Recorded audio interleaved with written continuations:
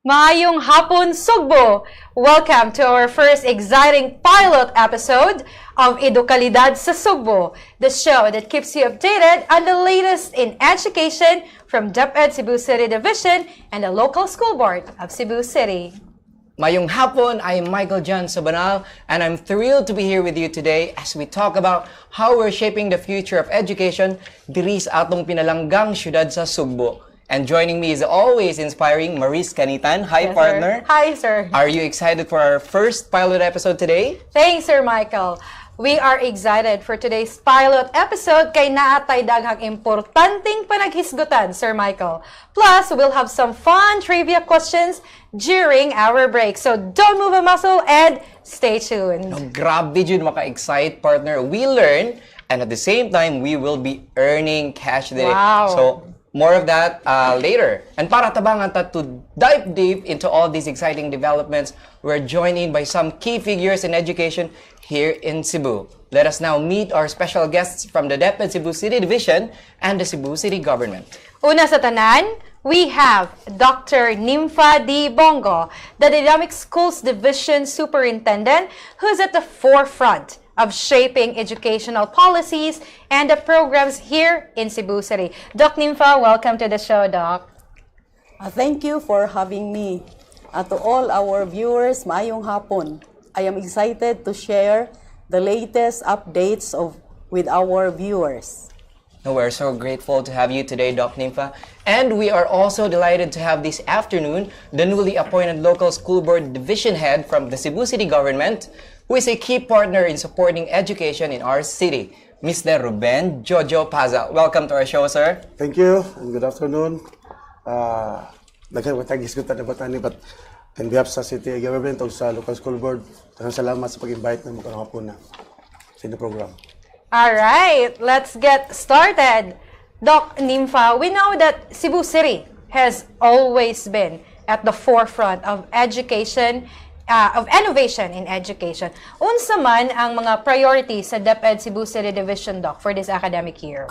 For this school year, we all know that we are revising the K-12 curriculum. And this is our top priority program. The successful implementation of this curriculum in our schools. The initiative aims to enrich and strengthen the existing curriculum, ensuring it better meets the evolving needs of students and prepares them for future challenges. By focusing on key areas such as critical thinking, competency development, and lifelong learning, the enhanced K-12 curriculum will provide a more holistic and future-ready educational experience for our learners. No, that's a great, well-thought-out initiative, Doc Nimfa. Now, speaking as a teacher, Doc, I am interested to know more about the latest K-12 enhancement. How do we ensure that us teachers are ready for these changes? Okay, so whatever changes in our curriculum, the teachers are always the one implementing this in their classrooms. So, in order to fully equip them with the skills, knowledge, and resources, we have conducted comprehensive training for our teachers in order to effectively teach the revised curriculum. This training will ensure that educators are well prepared to implement the enhanced K-12 curriculum, fostering a deeper understanding of its key components and empowering them to create engaging, student-centered learning experiences. Through this continuous professional development, we aim to support our teachers in successfully navigating the changes and maximizing the impact of this revised curriculum on student growth and development. Doc, this enhanced K-12 curriculum aims to produce future-ready graduates with lifelong learner. How do we ensure, Doc, that this objective is met? Okay, to ensure that our objectives are fully met, So, intensive monitoring of the implementation of this curriculum in our schools is needed. So, by closely tracking progress, identifying challenges, and providing timely support, we can ensure that the intended outcomes of the revised curriculum are achieved. This ongoing evaluation will help us make necessary adjustments, promote accountability, and ultimately guarantee that the curriculum effectively enhances the quality of education for all our students. So meaning, pinaagi nining bag-o nga curriculum ang atong tanang mga kabataan dinhi sa Cebu City mahatagan og maayong kalidad sa edukasyon. No, grabe ka-anindot o ka-exciting partner sa roadmap for our schools this academic year o sa mga musunod pa ng mga tuig. And for me personally, and I think I could also speak on your behalf, partner, we're very much happy and proud to be part of the teaching force of the Cebu City Division, especially now that we are under the great supervision of our Schools Division Superintendent, Doc Nimfa. Thank you, kaayo, Doc. Now, on the other hand, it is known that the local school board plays a huge role in education here in Cebu City. Sir Ruben, we are curious, I am curious, how is the local government supporting DepEd in addressing the needs of our public schools? Like, naabatay mga projects that you have recently launched that you'd like to share to us, sir? Thank you, sir. In behalf sa LSB, local school board, since new pa ko sa local school board, we will continue the what we have done the previous chairman of the local school board. This one to provide services to fast-track repairs and maintenance of school facilities. Conduct and well-designed modern and accessibility places of learning in order to decongest mother school. Provide youth sports development program, capacity building, seminars, and financial support to deserving learners. Provide support during emergency cases. Establish education program in order to improve literacy. Recognize and acknowledge the effort of the teaching personnel, non-teaching personnel, and the Cebu City Student Achievers. Because under Section 98 and 99 of the Republic Act 7160, other known as the Local Government Code of 1991, outlines the creation, compensation, function of the local government to the schools, o local school board, to the schools. So, ang atong aim nga karon, we have so many changes pa this time because we still adjusting unsay naa pa nato nga matabang nato sa school yun. But we sure, as order sa atong mayor, we have to give and support the schools para lang kayuhan sa atong mga kabataan. Wow! Nindot og sayon jud nga makabuot nato ang mga tumong kung naay collaboration between the local government and DepEd. Tinuod jud partner no nga it really takes a village to raise a child. Ug mao jud na ang gibuhat karon sa syudad sa Sugbo. No, couldn't agree more, partner. Great tandem jud ni sila kayo. Og speaking of tandem, now let's talk about how both DepEd Cebu City Division and our local school board are working together. Doc Nimfa, could you share some successful projects that have resulted from this great collab, as we call it, no, atong Gen Z karon, with our local school board? Nahibawan man atong tanan nga ang Cebu City hosted the Sibera and the Palarong Pambansa. So, in preparation for this hosting, the local school board and the Department of Education collab with each other, no? In the preparation of our schools. If you will visit our schools, no, you can see that all our schools look very beautiful, no? And this will also motivate our learners to study. So, we successfully hosted the Palarong Pambansa and the Sibera because of the cooperation and the collaboration of the Department of Education with LSB, the local school board, and our LGU, Yeah. the local government unit. So, kung sa Gen Z pa nga terms, ginalingan masyado. Kaya nga itong pag-host sa Ballar, in fact, we set the standard ko, no? Mo ingon sa atong mga mananaway. And finally, we'd like to hear your visions for the future in education in Cebu City. Doc Nimfa, what's your dream for our learners, though? This school year, we are committed to addressing and closing the learning gaps caused by the pandemic. No, nahibaw-an natong tanan nga nakaagita og pandemic, and our learners were only having the modular learning. The face-to-face classes were canceled. So this year we wanted to really close the learning gap, and we believe that the effective implementation of the revised curriculum, with this revised curriculum, we can achieve our goals, no? So our targeted interventions and continuous support for both students and teachers, we aim to bridge the gaps in knowledge and skills and produce learners who are prepared with strong literacy and numeracy foundation. Kay needed man gyud no nga ang bata kamaong mo basa ug kamaong mo kwenta, so that he will be successful in facing the challenges in life. And we also wanted to equip them with the 21st century skills, so that when they go outside our classrooms, our schools, they are ready to face anybody anywhere in the globe.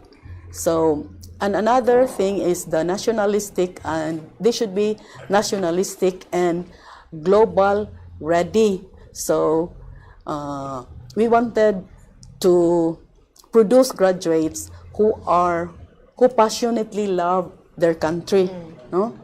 And lastly, they should be ready to succeed in life, no? So ready na gyud sila nga mo face sa kinabuhi in the future and be successful and have better lives than what we are having now. So ato ng dream nga kinahanglan ang atong mga estudyante diri sa Cebu City will become useful citizens of our country in the future.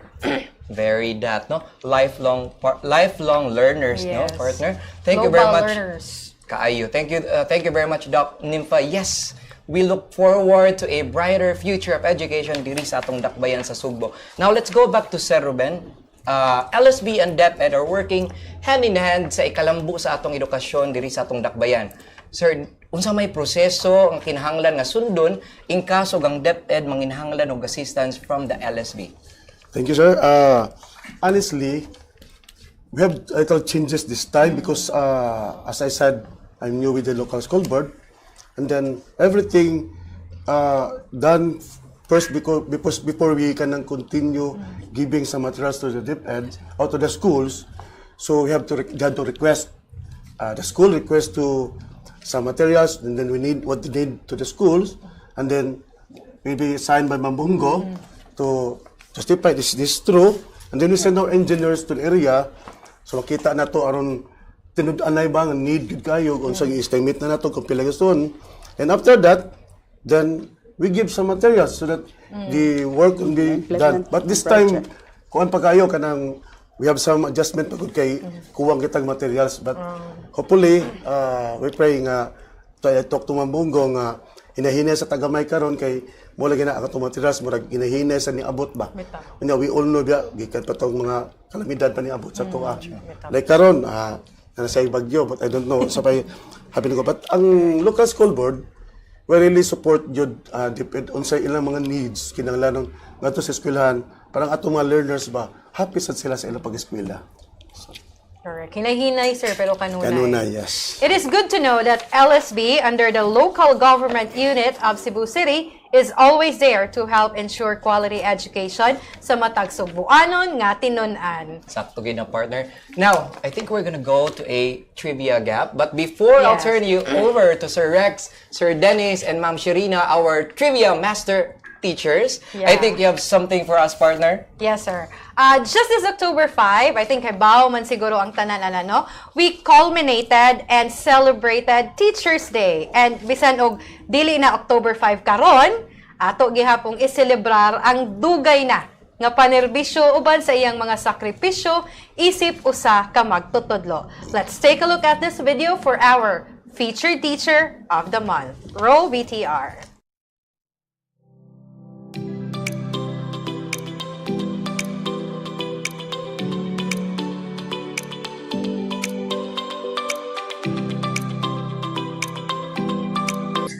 I've been teaching for almost 35 years. Almost 15 years in alternative learning system or the ALS. For the regular class, I've been teaching for almost 35 years. What motivates me in teaching is the opportunity on a lasting impact on students' lives. Seeing them grow with confidence and apply knowledge beyond the classroom.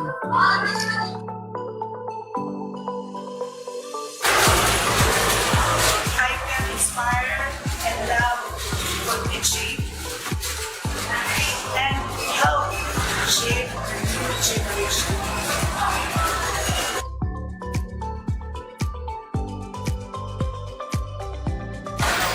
It is my passion and commitment to serve Apauliana National School. I'm Joy at Lahas, proud to be Apaulianians. Hail Apaulianians, hail! Onward to victory! Og daghang salamat Mariz and Mike, and of course daghang salamat sad, and a great day to all of our viewers watching right now. And welcome to EduConnect Quiz Mo To. And of course, great day to my fellows right here, Teacher Cha and Teacher Dennis. Great day to both of you, Rex and Dennis, and to all our parents and students watching us today. Yes, maayong adlaw kanatong tanan, especially sa atong mga kabatan-unan nga naa karon sa ilang mga panimalay. Last night, it was announced that classes are suspended today due to an inclement weather brought forth by Typhoon Christine. So sa atong mga kaigsuunan, ilabi na dito sa Bicol area nga maog yung naapektuhan kaayo aning weather disturbances, we continue to pray for your safety. Indeed, Sir good. Dennis and Teacher Cha, our Yes. prayers go to our fellow Filipinos and everyone who's been affected by Typhoon Christine. And later on, of course, we'll be asking you, as promised, we'll be asking you a series of questions, and these questions are both academic questions and trivia questions about our very own Cebu City. And of course, we have a lot of prizes in store for all of our viewers. Exciting kaayo, no? So, to ensure our access to this live show, please join, like, and subscribe DepEd Tayo, Cebu City, EduConnect, and Sugboanon channel, both in Facebook and in YouTube. So, unsaon man nila pagdaog? Of course, maminaw gyud ta sa mga trivia questions. And then, we have to type the trivia question number, the letter, and the word of the correct answer ana nga trivia question. So, for example, 1C, EduConnect. All right. Si Sir Francis Brian Cotamora o si Sir Robert Rivera sa TISA National High School will serve as our DepEd representatives in charge of determining and tracing our trivia winners. Correct. Exactly. Ang ato mga papremyo karong hapuna kay GCash gikan sa ato mga sponsors. Ato silang pagahisgutan later. Og manawagan pud ta sa uban natong mga kahigalaan nga nananaw karon nga need pa ta og more sponsors para sa atong mga sunod nga mga episodes. And Sakto gid na, Ma'am Cherina. Para bibog yun. correct. And we have go more now. prizes. Yeah. We go now to our first question. Ready na ba ang tanan? Yes, ready na kayo, Ma'am Cherina. All right, here it goes. What year was the Department of Education or DepEd established in the Philippines? A. 1898, B. 1901, C. 1947, or D. 1986? Mauto. Alright, so unsa kaha ang saktong tubag ni anang pangutana? Key in your answers right now as was instructed by Teacher Dennis. You're going to give and type in the question number, the letter, and the correct answer at the same time. Now, let's go into our second question. Question number 2, this is. And the question is, what does SPFL stand for in the Philippine education system? Is it A, Special Program in Foreign Languages, B, Special Program for Filipino Learners, C, Special Program for Future Leaders, or letter D, Science Program for Foreign Languages? Key in your answers now to win special prizes. Yes, very challenging question. So balik ko na to, no? Type the trivia question number, the letter of the correct answer, and the word of the letter or the word of the correct answer. All right. Now for the third question, in the K-12 program, how many years are allocated for senior high school? Is it A, 1 year, B, 2 years, C, 3 years, or letter D, 4 years? All right, now we're all waiting for the correct answers, and Sir Brian Kotamura and Sir Robert are now trying to determine who are our winners. Kinsa kaha ang atong mga mananaog ug ato nang i-announce later on. Ang unang makadawat sa GCash. So as of this time, basically, no, makita ni diri nato sa atong Facebook Live nga daghan na kaayong mga viewers. Daghang salamat sa atong mga viewers, mga parents ug mga students. Particularly, gikan tayo sa itong mga eskwelahan, no? Daghan na sa answers, actually. Alright. Lain-lain nga letters. So, murag as of this time, murag na atay mga around 100 plus, yes, 100 plus viewers. And as I've said, please do wait for the communication, which will be done by our DepEd representatives, Sir Brian Kotamura and Sir Robert Rivera, who will identify and determine our winners for today. This time, we will turn you over back to Mariz and Mike. Thank you, Trivia Masters. And we are back. We have two other special guests with us representing the Curriculum Implementation Division. We have Dr. Raylene Manawatao, who plays a critical role in improving the quality of learning in our schools. Dr. Raylene, welcome to our show. It's a pleasure to be here. Ug naapod ka nato karon si Dr. Lyra, the Chief of the School Governance and Operations Division, ensuring that all our schools run smoothly and effectively. Welcome to the show, ma'am.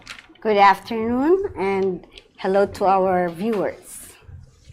Okay, so Dr. Raylene, you are leading the charge when it comes to curriculum development. Can you tell us, ma'am, more about the latest initiatives the division has launched to enhance our curriculum and how these are impacting our teachers and learners?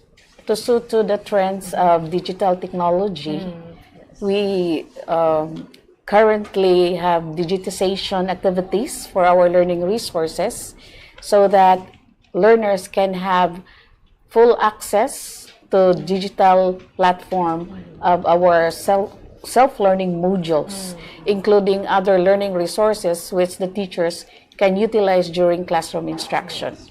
Another is on strengthening numeracy and literacy activities, wherein in preparation for the PISA 2025, we urge school to conduct pre-test as a practice for our students 15-year-old to have the PISA parallel test questions so that they will be familiarized with how the questions are presented using the computer. Another is in collaboration also with our RAFI, the Ramon Abetis Foundation. They have sustained the year 2 teaching reading at the right level. And this has been a successful program last year where the numeracy and literacy of our learners have increased to at least 80%. And that's a good number to continue the program. And this time, there will be a second run for their program. And in terms of instructional support, we also organized a team of supervisors to conduct classroom observations wherein they can provide technical assistance not only to our teachers but also to our school heads in the smooth implementation and successful implementation of our curriculum in the field. No, kanindot kayo partner, no? It's great to hear nga natay strong focus sa atong curriculum, especially sa gimension ni ma'am that we are gearing towards kanang hashtag digital age, digitization. Digitization. Kaayo na. Most especially that we are also enhancing the K-12 curriculum. Now, on the other hand, Doc Lyra, we've heard about the importance of school governance in ensuring that schools operate effectively. Doc Lyra, how does the SGOD support our schools in terms of administration and operations? Like, naabatay key programs that you'd like to highlight, Doc? Okay, so sa School Governance and Operations Division, or the SGOD, we ensure that all the schools are well supported in terms of providing them administrative and their logistical needs. So, kani includes guidance on the resource allocation as well as assisting our school heads in the preparation and in the implementation of their school improvement plan. And also, importante kaayo nga, we also coordinate with various stakeholders to ensure the timely delivery of the materials and services for our schools. And sa SGOD side, we also facilitate the capacity building programs for our school administrators, our school principal,